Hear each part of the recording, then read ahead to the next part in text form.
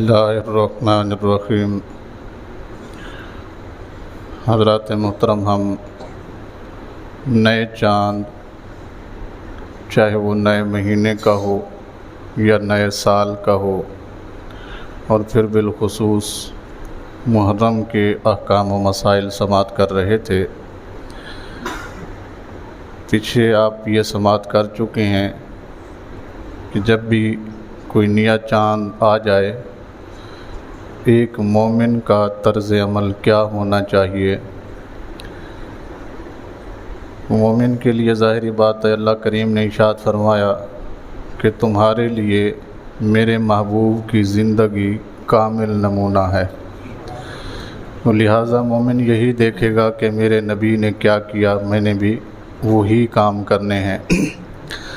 जब हम देखते हैं, गौर व फ़िक्र करते हैं, नबी करीम सल्लल्लाहु अलैहि वसल्लम की सीरत के जितने पहलू हम तक पहुँचे हैं, उलमा उनकी छान फटक करने के बाद इस नतीजे पर पहुँचे कि सबसे पहला काम जो नया चाँद देखा जाए, पहले नंबर पर उस चाँद को ख़ुद अपनी आँखों से देखना, ये मेरे नबी की सुन्नत है।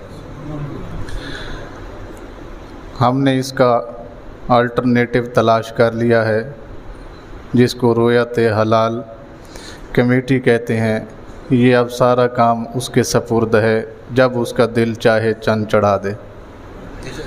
हमने कभी इस पे गौर व फ़िक्र नहीं किया, जबकि हर वो बंदा जिसने अल्लाह के महबूब का कलमा पढ़ा है, सुन्नत उसके लिए तो ये है कि ख़ुद चाँद तलाश करे। फिर जब चाँद मिल जाए तो फिर क्या करना है, नबी करीम सल्लल्लाहु अलैहि वसल्लम ने दुआ मांगी। तो हमारे लिए भी सीरत यही बनेगी, सुन्नत यही बनेगी कि हम भी चाँद देखने के बाद क्या मांगें, दुआ मांगें। दुआ के अंदर मुख्तलिफ़ अल्फाज मौजूद हैं अहादीस में।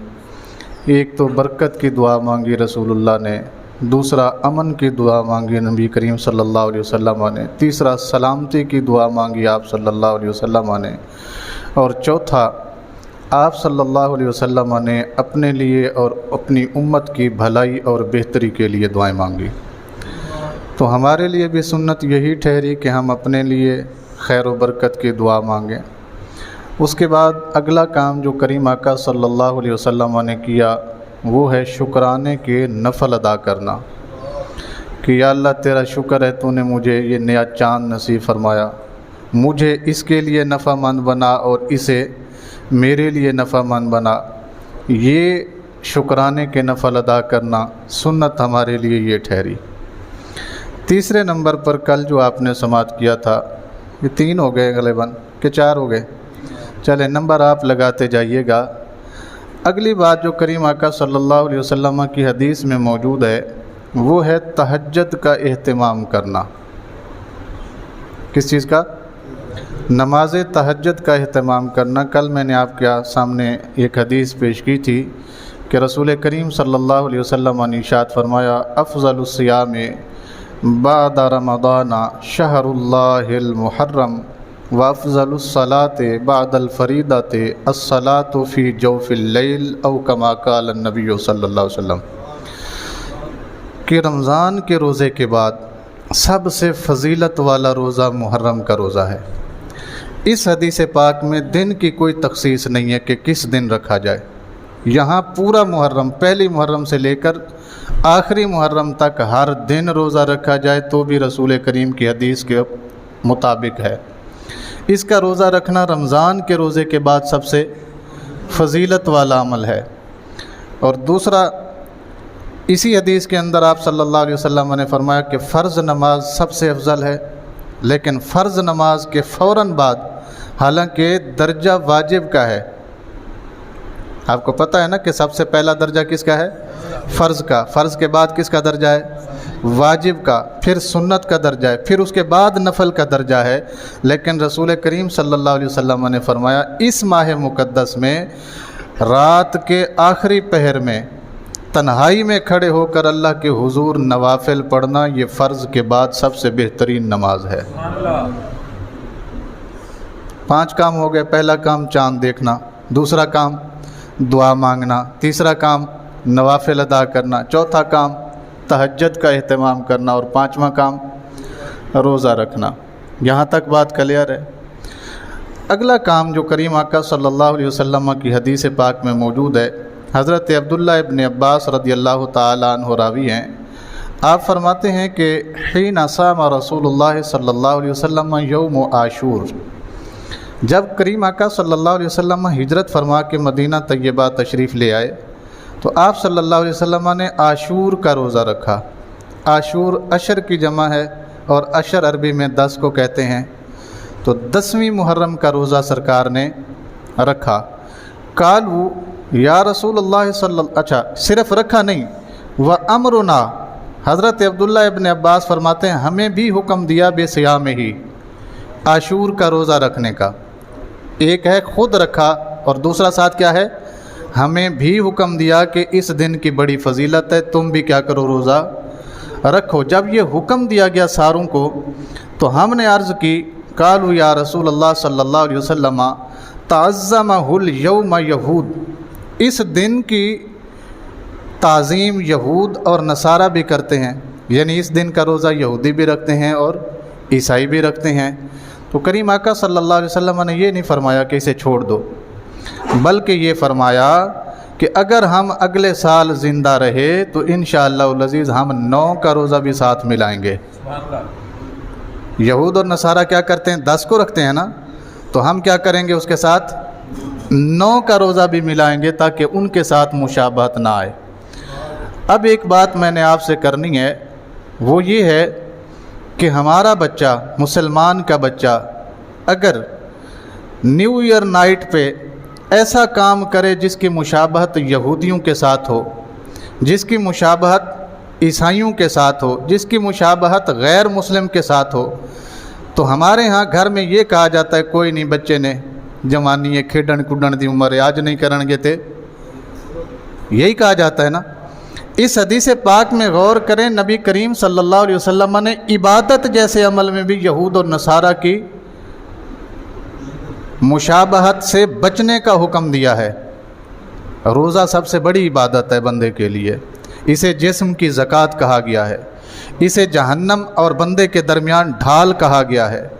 और रोज़े जैसा सवाब किसी इबादत का नहीं बताया गया।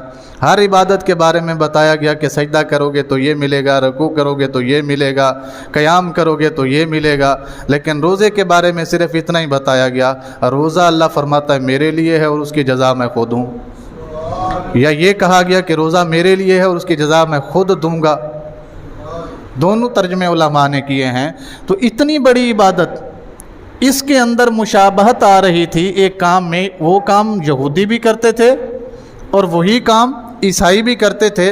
तो रसूलुल्लाह सल्लल्लाहु अलैहि वसल्लम को जब बताया गया कि अल्लाह के महबूब, इस दिन को जो अज़मत दी गई है, इसकी जो फजीलत है, इसकी जो ताज़ीम है, आपने इसकी ताज़ीम के लिए रोज़ा रखा है, लेकिन इस दिन की ताज़ीम यहूदी भी करते हैं और ईसाई भी करते हैं, और हम भी करेंगे तो ज़ाहिर बात है वो हमारे साथ मुशाबहत रखेगा, हम या उनके साथ मुशाबहत रखेंगे।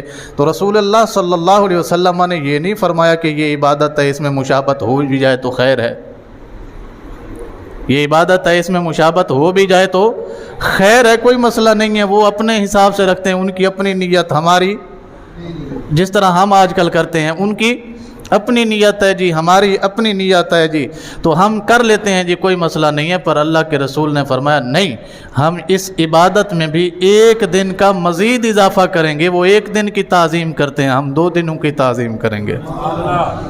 मकसद भी हासिल हो जाएगा और मुशाबहत से भी क्या किया जाएगा, बचा जाएगा। अब ये तो है इबादत में अगर मुशाबहत आए तो रसूलुल्लाह सल्लल्लाहु अलैहि वसल्लम ने उस मुशाबहत को भी पसंद नहीं फरमाया।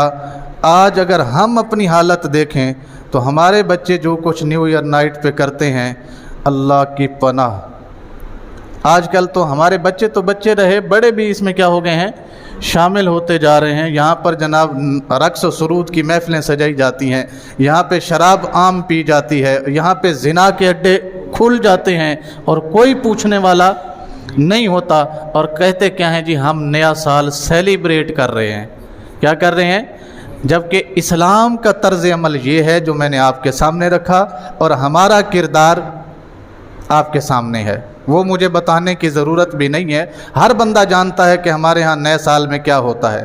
اول تو جو نیا سال ہمارا ہے ہمیں اس کا پتہ ہی، بات سمجھ آ رہی ہے؟ اول تو جو نیا سال ہمارا ہے، جو کیلنڈر ہمارا ہے، جو ہمارے لیے ضروری قرار دیا گیا، اس کا ہمیں ایک بات میں یہاں پہ اور کروں گا، اس کیلنڈر کا کے مطابق عمل کرنا یا نہ کرنا، اس کا کیا حکم ہے؟ علماء کرام نے لکھا ہے یہ فرض کفایہ ہے۔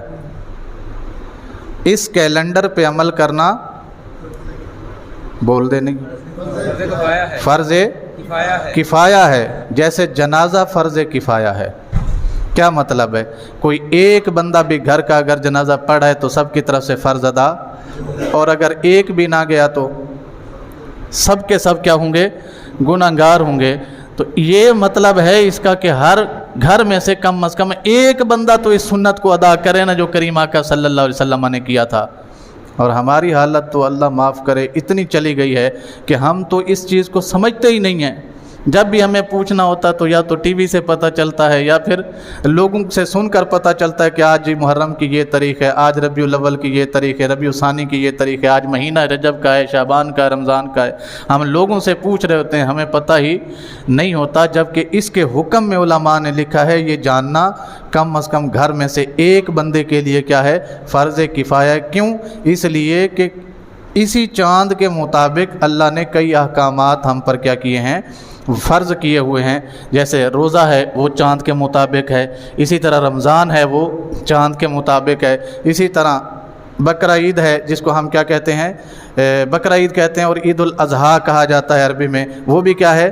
چاند کے مطابق ہے۔ تو ہماری ساری عبادات کا مرکز ہی چاند کے مطابق گھومتا ہے، تو ہم نے اسی کیلنڈر کو بھلا دیا اور لوگوں کے پیچھے چل نکلے، ہر چیز ہم نے لنڈے سے امپورٹ کرنا شروع کر دی۔ نتیجہ یہ نکلا نہ ادھر کے رہے نہ ادھر کے رہے، نہ ہم پورے طرح مسلمان ہو سکے نہ ہم پوری طرح کافر ہو سکے، ہم بیچ میں کہیں لٹک گئے ہیں، اور اتنے لٹکے ہیں کہ ذلت و رسوائی ہمارا مقدر ٹھہری ہے۔ آج دیکھ لیجئے کہ مسلمان جگہ جگہ سے ذلیل و خوار ہو رہا ہے، تو وجہ ایک ہی ہے کہ اللہ اور اس کے رسول کے احکامات کو چھوڑ کر اگر کسی کو عزت ملتی تو یقیناً وہ صحابہ کرام ضرور راستہ اپناتے۔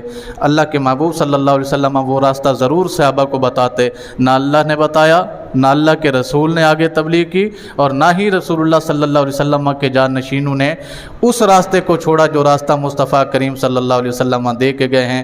یہی وجہ ہے کہ اقبال کہتا ہے ہم خوار ہوئے تارک، وہ معزز تھے زمانے میں مسلمان ہو کر، اور ہم خوار ہوئے تارک قرآن ہو کر۔ ہم نے قرآن اور سنت کو چھوڑ دیا، اللہ اور اس کے رسول کے احکامات کو چھوڑ دیا، تو اسی وجہ سے ہر طرح کے مصائب و آلام کا ہم شکار ہیں۔ جس دن بھی یہ امت اللہ اور اس کے رسول کے احکامات کی طرف پلٹ جائے گی، اللہ کریم انہیں پھر عروج عطا فرما دے گا۔ اللہ کریم سے دعا ہے اللہ تعالیٰ مجھے اور آپ سب کو احکام شرع سمجھنے، اس پر عمل کرنے کی توفیق و سعادت عطا فرمائے۔ آمین۔ وآخر دعوانا الحمد للہ رب العالمین۔